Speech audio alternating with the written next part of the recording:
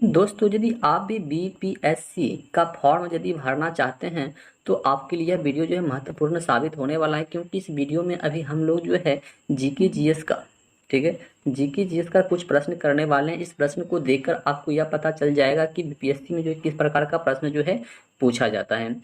तो चलिए प्रश्न को स्टार्ट करते हैं। तो प्रश्न है कि 7 टापुओं का शहर जो है किसे कहा जाता है? 7 टापुओं का शहर जो है किसे कहा जाता है? देखो, 7 टापुओं का शहर ये जो है मुंबई को कहा जाता है, ठीक है। मुंबई को 7 टापुओं का शहर कहा जाता है, लेकिन प्राचीन समय में ये सभी टापू बहुत प्रचलित थी। बाद में जो है संयुक्त रूप से इसे मुंबई कहा गया है, ठीक है। बाद में जो है इसको क्या कहा गया है? मुंबई कहा गया है। महाराष्ट्र के मुंबई शहर को 7 द्वीपों के रूप में जाना जाता है, क्योंकि यह 7 द्वीप यानी कि जैसे बम्बई हो गया, कोलाबा हो गया, ओल्ड वुमेन द्वीप हो गया, माहिम हो गया, मझगांव हो गया, परेल हो गया, बरली हो गया, ये सभी से क्या है, जुड़ा हुआ है। इसीलिए इसे जो है 7 टापुओं का शहर जो है कहा जाता है। तो 7 टापुओं का शहर किसे कहा जाता है? ये जो है मुंबई को कहा जाता है, ठीक है। तो चलिए देखते हैं अगला प्रश्न को। चलिए, तो चलिए अगला प्रश्न है कि भारत में पहला कृषि विज्ञान केंद्र जो है ये मतलब स्थापित हुआ था, यानी कि भारत में पहला कृषि विज्ञान केंद्र जो है ये कहाँ पर जो है स्थापित हुआ था? देखो, पहला हुआ था ये जो है 1974 में हुआ था, ठीक है। कब हुआ था? 1974 में हुआ था। कहाँ पर हुआ था? ये पटुबेरी में हुआ था, ठीक है। कहाँ पर हुआ था? ये जो है पटुबेरी में हुआ था। ये पटुबेरी कहाँ पड़ता है? तो पटुबेरी जो है ये तमिलनाडु में पड़ता है, ठीक है। कहाँ पर पड़ता है? ये जो है तमिलनाडु में पड़ता है, ठीक है। तमिलनाडु में जो है ये पटुबेरी पड़ता है। लेकिन अभी वर्तमान में हम बात करें कि भारत में लगभग जो है 716, कितना, 716 जो है ये क्या है, कृषि विज्ञान केंद्र है, ठीक है, अभी वर्तमान में भारत में, ठीक है। इसे भी याद रखना है। चलिए,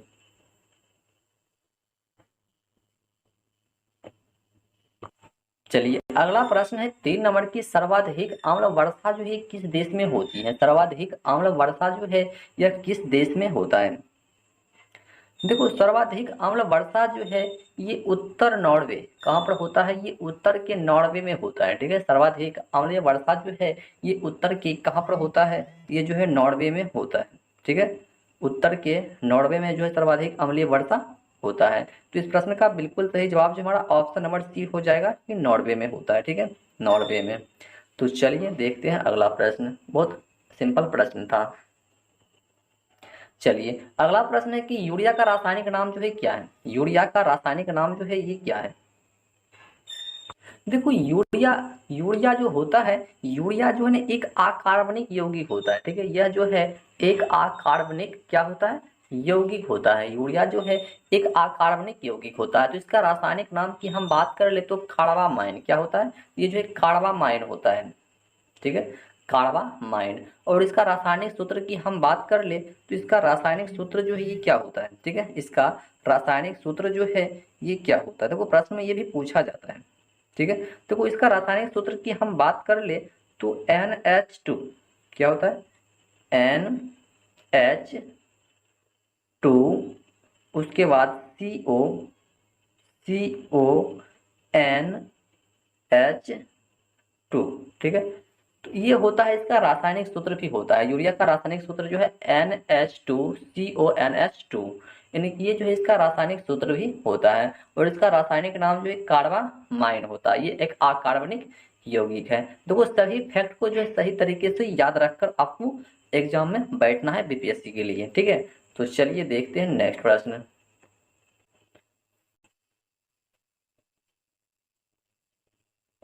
चलिए अगला प्रश्न है कि यूरेनियम क्या है, कि यूरेनियम भंडार के लिए प्रसिद्ध स्थान भीम बेसिन किस राज्य में जो है स्थित है? यूरेनियम के लिए जो कि भंडार के लिए प्रसिद्ध स्थान भीम बेसिन है, वह जो है किस राज्य में स्थित है ये बताना है। यह जो है किस राज्य में जो है ये बताना है।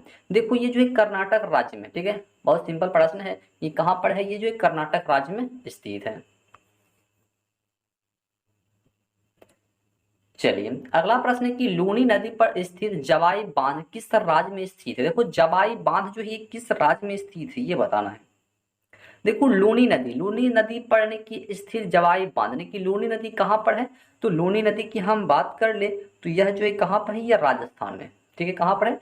तो राजस्थानी जवायु बांध भी जो है ये राजस्थान में ही हो जाएगा, यानी कि ऑप्शन नंबर बी जो है इस प्रश्न का बिल्कुल सही जवाब हो जाएगा।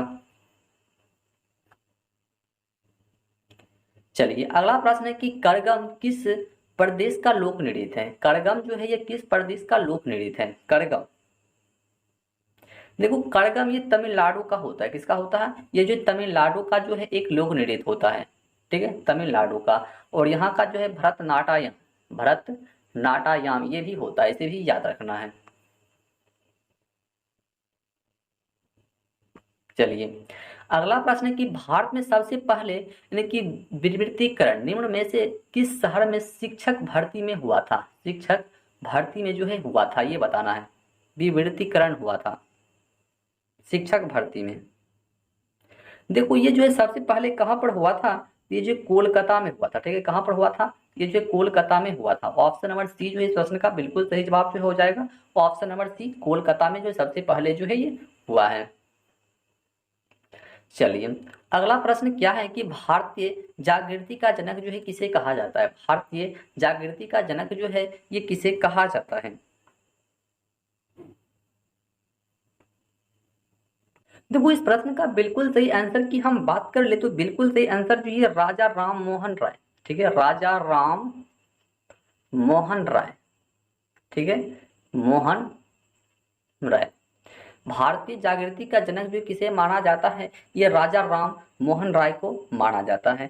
इन्हें जो है आधुनिक भारत के निर्माता और आधुनिक भारत के पिता और बंगाल पुनर्जागरण के पिता के नाम से भी इसे जाना जाता है, ठीक है। और राजा राम मोहन राय ने 1828 में, ठीक है, 1828 ईस्वी में कोलकाता में ब्रह्म समाज नामक समाज सुधार संस्थापक की स्थापना भी किसने किया है? यह राजा राम मोहन ने ही किया है, इसे भी याद रखना है, ठीक है। ऑप्शन की बात कर ले तो ऑप्शन नंबर डी।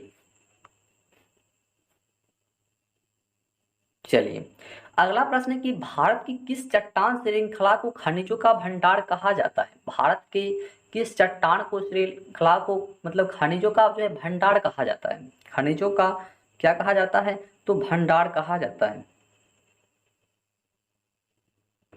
देखो ये धारवाड़ श्रृंखला को कहा जाता है। किसको कहा जाता है? ये जो धारवाड़ श्रृंखला को जो है क्या कहा जाता है? चट्टान मतलब खनिजों का जो है भंडार कहा जाता है, ठीक है। ये धारवाड़ श्रृंखला को जो क्या कहा जाता है? जिसे जो खनिजों का जो है ना भंडार कहा जाता है। चलिए अगला प्रश्न है कि जम्मू कश्मीर में उड़ी बांध किस नदी पर स्थित है? तो वो जम्मू कश्मीर में उड़ी बांध जो है यह किस नदी पर जो है स्थित है?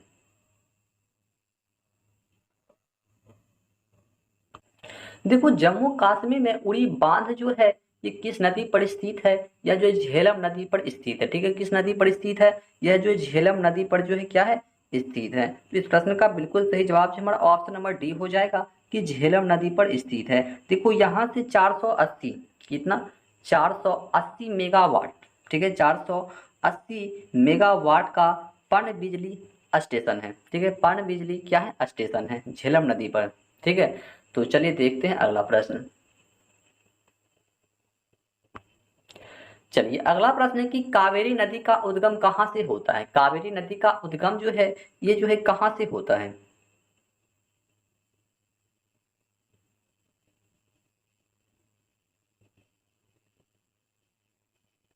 देखो कावेरी नदी की हम बात करें तो कावेरी नदी देखो कर्नाटक में, ठीक है। कावेरी नदी कहाँ पर है? ये जो है कर्नाटक में, कहाँ पर है? कावेरी नदी जो है ये कर्नाटक में स्थित है। देखो कावेरी नदी जो है कर्नाटक से निकलती है, ठीक है। और कावेरी नदी का उद्गम कर्नाटक राज्य के पश्चिमी घाट में यानी कि ब्रह्मगिरी पर्वतमाला पर तलका बेरी से होता है। कहाँ से होता है? तलका बेरी से, यानी कि पर्वतमाला की यदि हम बात कर ले तो पर्वतमाला यानी कि पहाड़ियों से होता है, यानी कि ऑप्शन नंबर डी जो है इस प्रश्न का बिल्कुल सही जवाब जो है हो जाएगा। चलिए अगला प्रश्न है कि हेली हेली धूमकेतु कितने वर्ष दिखाई देता है? हेली धूमकेतु जो है ये कितने वर्ष के बाद जो है ये दिखाई देता है? कितने वर्ष के बाद जो है ये जो है ना दिखाई देता है हेली धूमकेतु? देखो हेली धूमकेतु जो है कितने वर्ष बाद दिखाई एक बार देता है? ये 76 वर्ष के बाद जो है एक बार दिखाई देता है, ठीक है, 76 वर्ष। और अभी जो मतलब वर्तमान में मतलब कब दिखाई दिया गया था, ये जो है 8 मार्च, देखो याद भी रखना है डेट को भी, 8 मार्च 1986 को अंतिम बार जो कि अभी दिखाई दिया गया है, 8 मार्च 1986 को। यह 76 वर्ष में मतलब एक बार ही मतलब जो ये दिखाई देता है, ठीक है। तो चलिए देखते हैं अगला प्रश्न। चलिए अगला प्रश्न है कि निम्नलिखित में से किस शहर से होकर नेत्रावती नदी बहती है। नेत्रा नदी बदी मतलब ये नदी जो है बहती है।